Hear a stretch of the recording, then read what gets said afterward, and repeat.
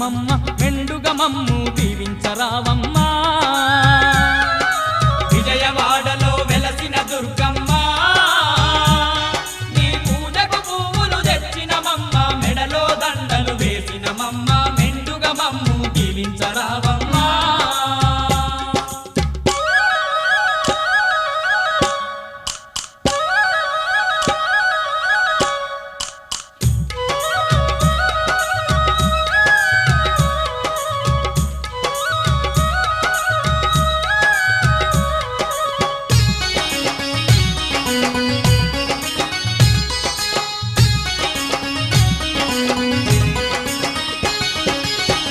పండ్లతో పూజలు నీకు అన్న పూజలతో అర్చన నీకు